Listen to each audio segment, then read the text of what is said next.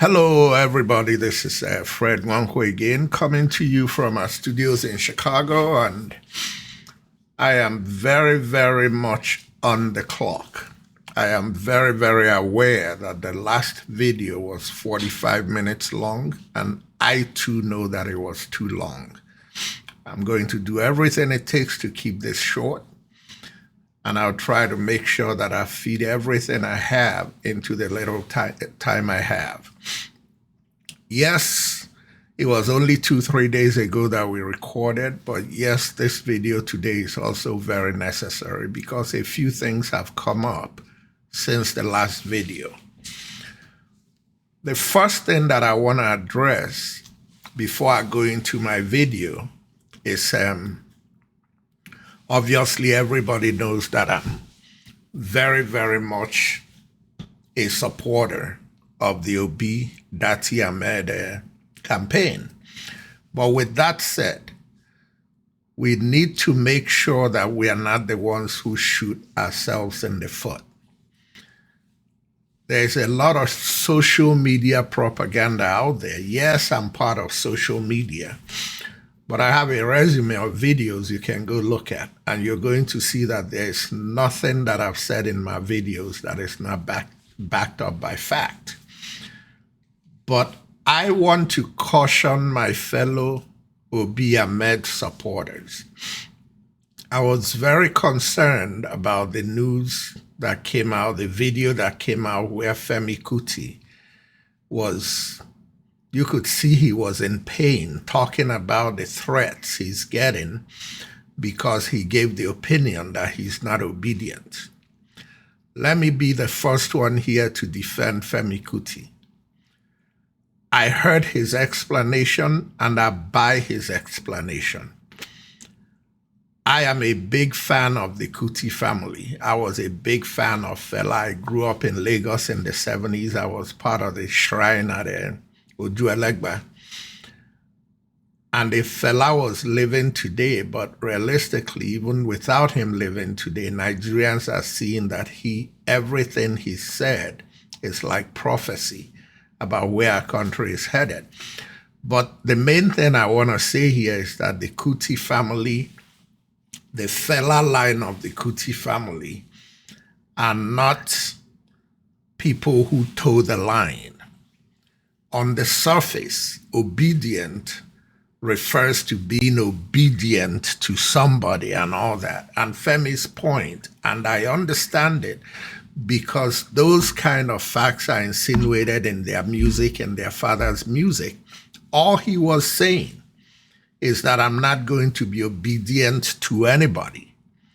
People need to prove themselves. I've been in Nigeria long enough. This is my reading of Femi.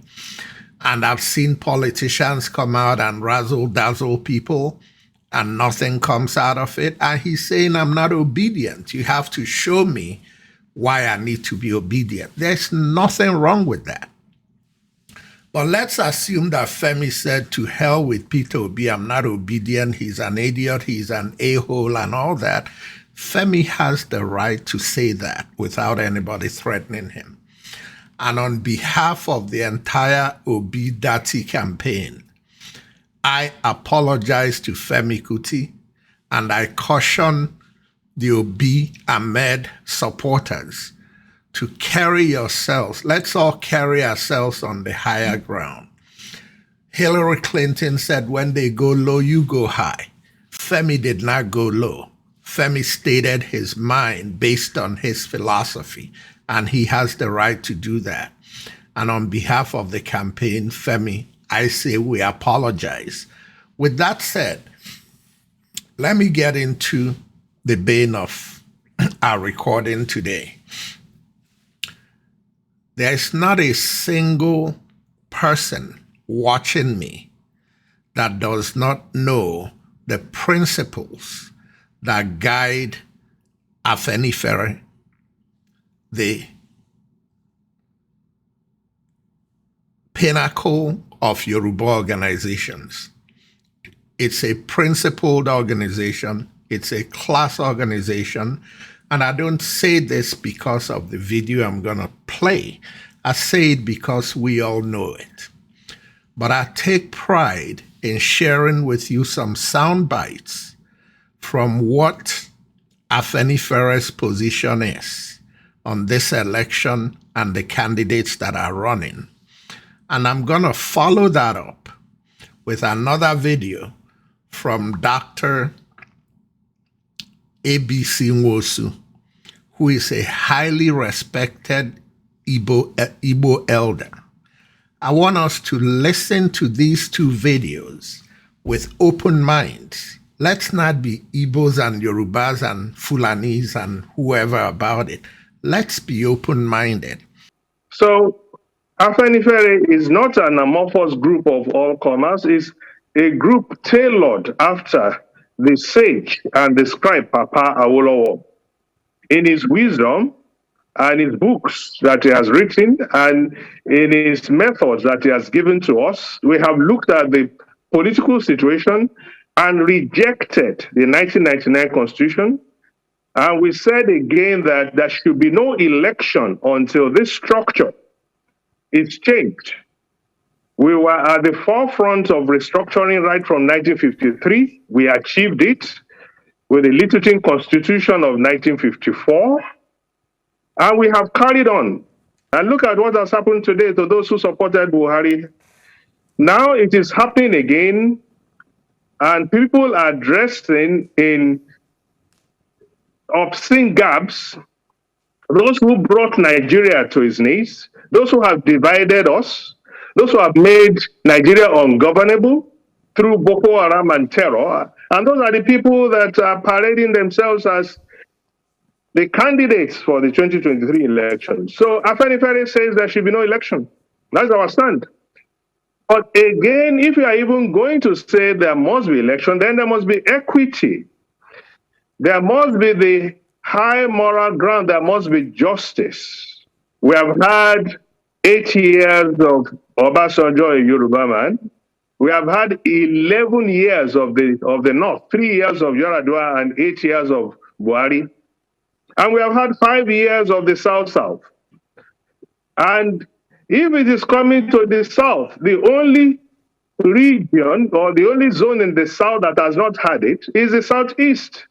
Based on equity, on justice, on fairness, it should go to the Southeast, if at all there should be an election. And that is our stand. But again, in examining Peter Obi and in interrogating Peter Obi and having to have had the opportunity to deeply anticipate and bring to the fore the issues that confront this country, namely the structure, and knowing fully well that we cannot continue this way, namely the wastage in government and the bad governance. We believe that if at all there should be an election, the only person that is capable of putting this country right back on track is Peter Obi, and we stand by that assertion. When the Igbo man wants to be president, wants to be chief of army staff, wants to be inspector general of police, wants to be controller general of customs, wants to be, it evokes some fear. And the Igbo very often ask themselves, are we really part of Nigeria? Why is it that our brothers and sisters don't trust us? What have we done? What is remarkable? And yet when it concerns others, the Igbos say, yes, it is the proper thing, it's right, it's just. I mean, Obasanjo was in prison and by evil forces, you know? He wasn't there when we formed the PDP. The chief architect of founding of PDP was Ekweme. And one of the most important factors in the founding of PDP was power shift. But at that time, the argument came about June 12. And June 12 has nothing to do with Igbo or Yoruba.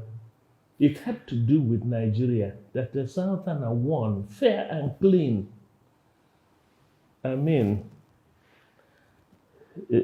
Dr. Sylvester Ugo, PhD Harvard, Governor Central Bank of Biafra, lost in his word to Abiola. His word is Mbise. It's as Igbo as you can be. His place is even where we had the Ahera Declaration. And yet, the people of Ahera, the Igbo people, left their son, PhD Harvard, Governor Central Bank of Biafra, and voted for Abiola. Is that a people you can say are parochial? That it was therefore right to get the first person. Even though it had gone forward, PDP changed all its rules to make sure that it went to the Southwest because of that monumental injustice. What is Tinubu jumping into the ring for? If he was such an apostle of 12 June, can't he show some consideration? When his seat was threatened,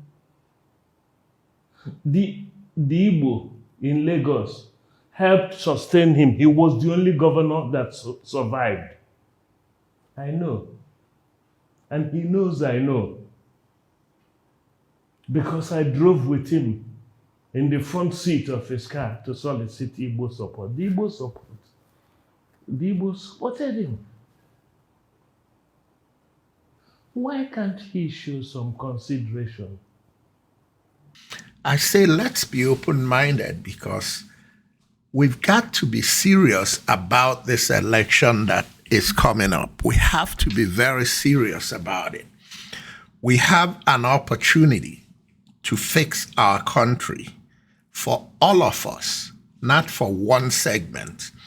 We can't afford to lose the opportunity we have in trying to fix our country here.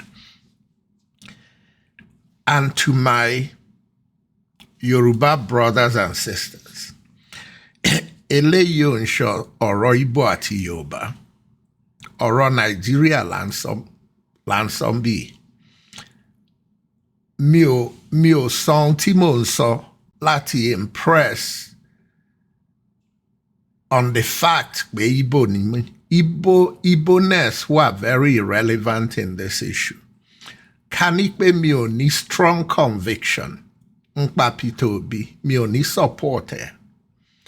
Ká ní pé a candidate came out of the West tó jẹ́ pé òun ló máa gbé Nàìjíríà lọ sí promised land tá a fẹ́ lọ.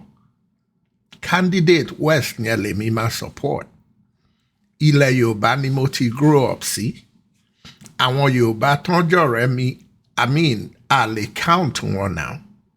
As a matter of fact, every time tí n bá ti ṣe àwọn fídíò yìí tán, man pick up my phone, the man pe some of my Yoruba friends just to feel their heartbeat. Ìmí inú wọn á differ, but I differ respectfully. Nítorí pé wọ́n mọ̀ mí, wọ́n dẹ̀ mọ̀ bí tí heart mi wà. And to not my surprise, àwọn míì inú wọn á sọ fún mi pé Fred, we are with you. Even Tabati throw out doomsday advocacy things. We are just testing. Láti read reaction. Some of them boldly say pé àwọn obedient.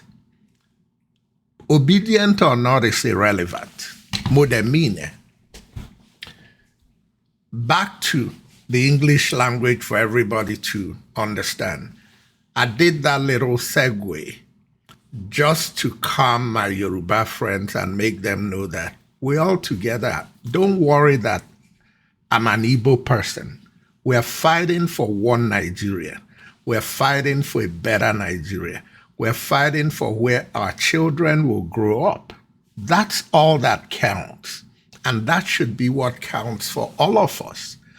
But going back to my point and going back to what this video is all about, in 2023, if we have this election in February and the right team comes out on top, we have an opportunity for the first time in the history of our country to have a team that would build a rainbow coalition of Nigerians. But more importantly, a rainbow coalition of Nigerians under 50, highly represented in this administration.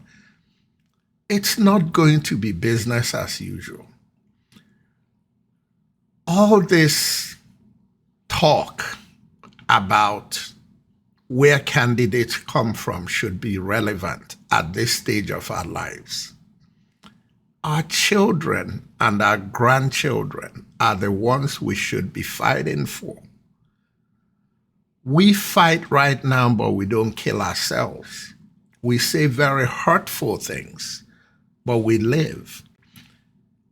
If we don't fix this thing with this opportunity, our children may not be blessed with the luck we have to fight and curse out each other and live. They may be killing themselves because that's what we're setting up for them if we don't fairly run an election. And this is where I'm worried. If this election is clearly fair and square, Peter Obi is going to win it. But we've started seeing pictures and videos of PVCs that are being buried in sewer systems and PVCs that are being dumped out of trucks on the highway. None of those PVCs, I guarantee you, belong to people who are going to vote for APC. Those PVCs belong to people who are going to vote for other parties. It's important that I brought up other parties. The reason that it's important is that some misunderstand my support for Obi and Ahmed as my support for the Labour Party. I am an independent. I don't believe that everybody in APC is not good for Nigeria. I don't believe that everybody in PDP is not good for Nigeria. I'm telling my listeners, if you can get anything out of me, let it be that we need to vote for candidates. Not every PDP candidate is bad. And in a place where the Labour Party candidate may not have a good chance, we can vote for Obi Ahmed at the top and vote for a conscientious alternative candidate that has a chance to win, knowing that if that candidate wins with the team at the top, that he's a conscientious Nigerian and a conscientious candidate that will go there even from a different party and work with the team at the top to work towards fixing Nigeria and getting to the 2027 election and bringing in more good people across all parties. The day you start getting fooled again into voting for one party because you like the guy at the top and you're just going to fill them down the line, power corrupts. The reason PDP got as bad as they did was because we were voting ticket. We were voting PDP from top to bottom. So even if the guy at the top of PDP was a decent person, we voted crooks down the line. And those crooks will tie up the man at the top in bundles. Obasanjo was not a bad president. As a matter of fact, up till today, many policies that Obasanjo's administration put in place were policies that were good for Nigeria. But because we had so many crooks that got voted into office in 1999, along with Obasanjo, politics is a game of give and take. And when those crooks tie up the guy on the top in bundles, and he can't do what he's trying to do, he's going to start conceding here and there, concessions here and there, and by the time you know it, he's doing things that are not necessarily in the interest of the country.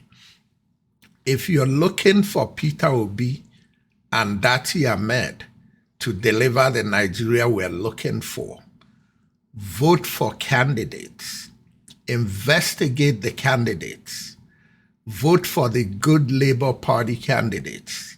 Do not vote for mediocre Labour Party candidates, which means that Peter Obi and Dati Ahmed and Donyi Okukwe and Pat Utomi, those are the four big names I know in Labour Party, and those are very highly respected people. It's incumbent on them to have their thumb on the selection of candidates across the board in their party. Not that they can force it, it's a democracy, but do what it takes to make sure that the people at the bottom look like the two at the top. So let's focus on voting for the right people for 2023.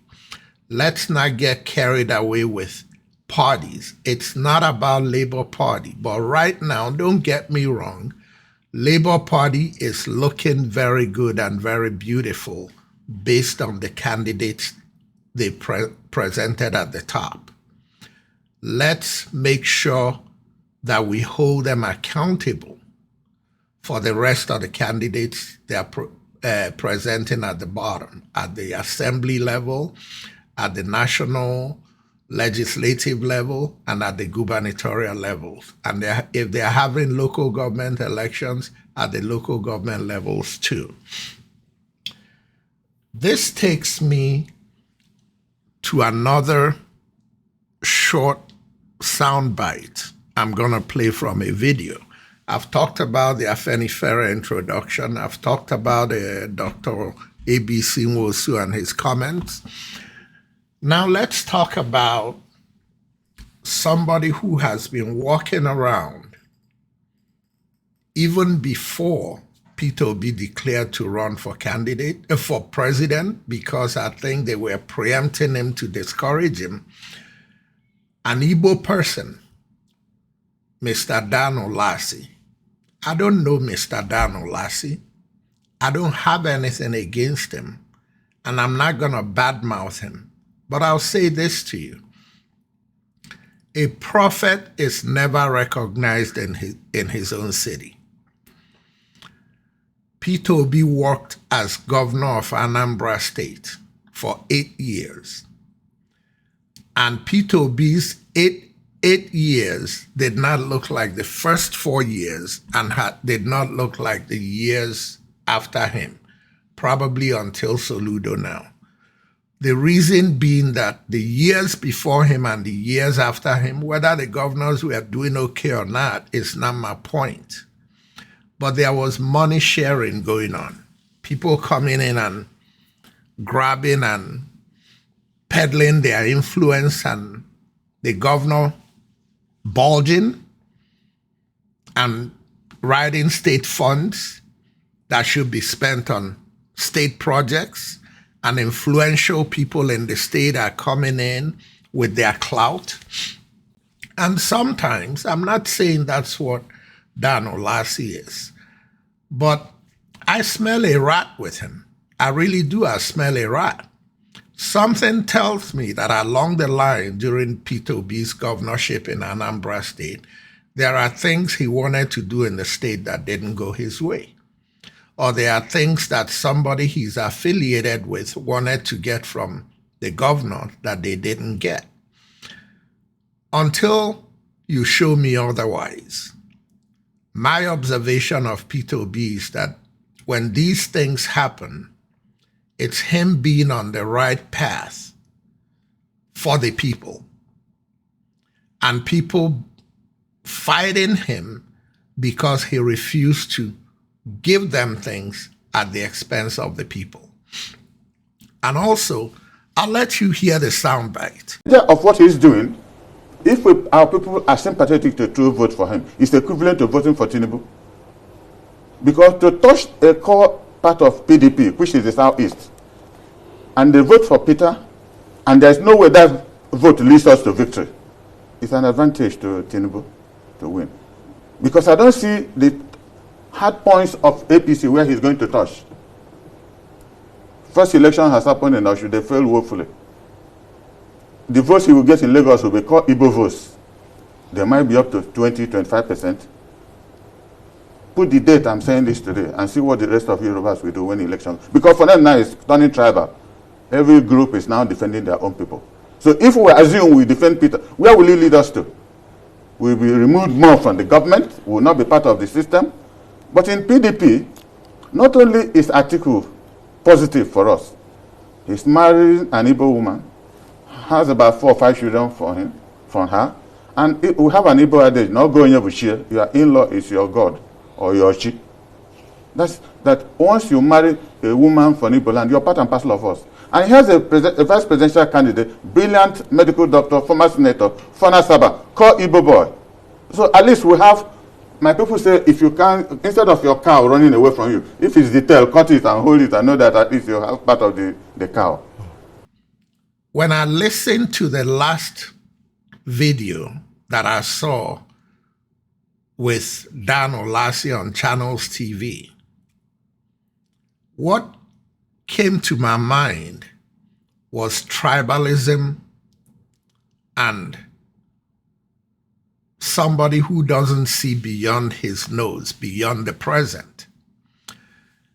He goes around Arise TV and Channels TV and any TV station that gives him an opportunity talking about the Nigeria that was and how things were then. The Obidati campaign is about the Nigeria that will be. He talks about Yorubas are not going to vote for Peter Obi, that when it comes down to it, they are going to vote their tribe. That's an insult to the Yoruba people that I know. That's an insult to Afenifere. That's an insult to progressive Yorubas. And that's an insult to Nigeria's youth. And what I'm saying here directly to Nigeria's youth is people like Dan Olasi are a bigger problem for you and your cause and your opportunity to get to the point where you can run Nigeria than Boko Haram and Fulani Islamic agenda people are to you. The reason being that you know who Boko Haram is. You know the conservative Fulanis that want to Islamize Nigeria. Not all Fulanis. But you wine and dine with the Dan Olasis. Those are the ones you need to be careful about. Because the Dan Olasis are the ones that are holding back Nigeria and they prefer the status quo. It's their way or no way. You dance their music or you go nowhere. That's how politics used to be played. And that's not politics. That's not how politics of progress needs to be played. I keep saying it, and I'll say it one last time in this video. The 2023 election is in the hands of progressive Yorubas, progressive Igbos, progressive Southerners, progressive Fulanis, progressive Hausas, and progressive Middle Belters. It's time for Nigerians to send the Dan Olasis back to where they belong.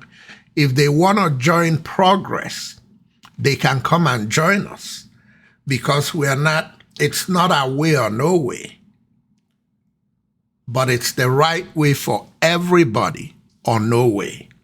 Nigeria's youth must not let this election go by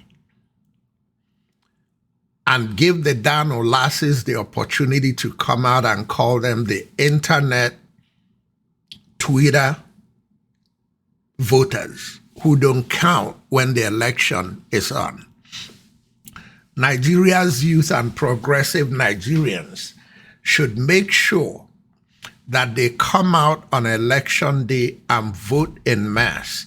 But even before that, I would like to see the Obi Ahmed group aggressively going to the courts to challenge INEC and make INEC answer questions to Nigerians about what's going on with the PVCs that are found in sewer systems and what's going on with PVCs that are found scattered on highways and what they are doing to make sure they rectify that problem so that the owners of those PVCs have their PVCs to vote with.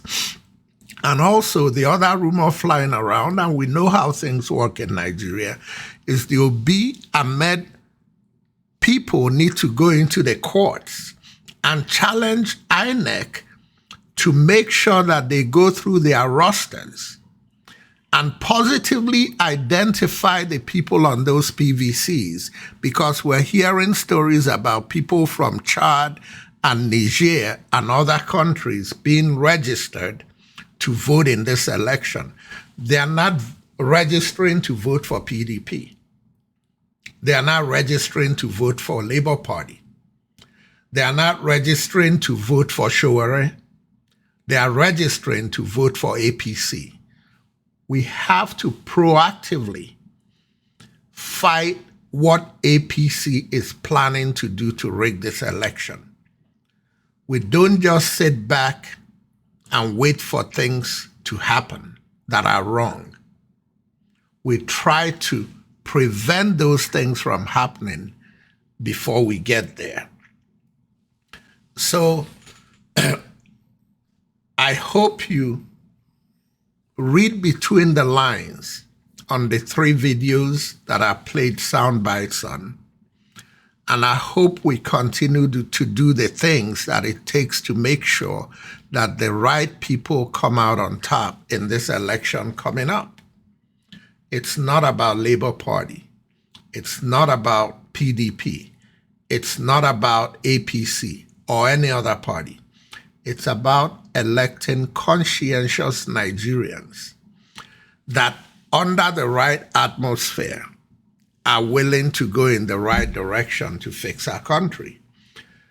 Let's not paint a broad brush. The atmosphere in Nigeria from 1999 till now has been very corrupt. Many people in APC and PDP are bandwagoners. There are a lot of bad people in APC and PDP. There's no question about it. But there are some people in APC and PDP that are redeemable, and they may be formidable candidates. There's nothing wrong with formidable, redeemable, conscientious PDP and APC members squeaking in, because if they do, they're going to toe the line at the top, because the line at the top is the right line to toe. The ones we want to reject are the ones who are going to use force, thugs, and everything to fight the line at the top and refuse to toe it. It's everybody's Nigeria. It doesn't have to be anybody's way or no way. We just know that the Obi Ahmed way is the right way. And we need to appeal to people, not shouting at them, not cursing them out, we need to appeal to people who are not yet obedient. I am obedient. We need to appeal to the Femi Kutis. We know he's not anti-obedient, but we can go to him with the right language. He has a following. We need the followers of Femi Kuti.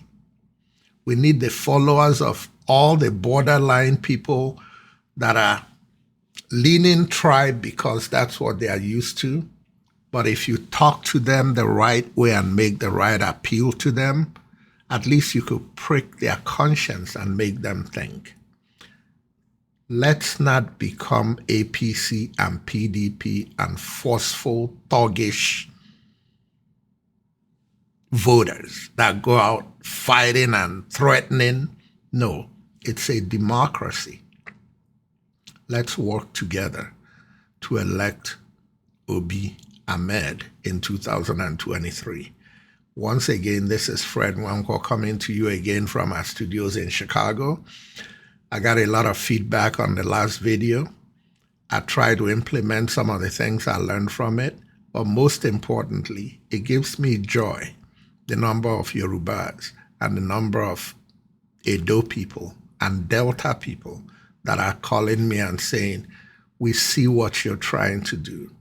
It's a difficult balancing act, but you're doing a good job of it. And I promise you, my commitment is to do what it takes to rebuild a country that we all love so much. I live in America, but I'm tired of America. I'd like to go home and visit America. And together we can do that. Thank you very much, and God bless you.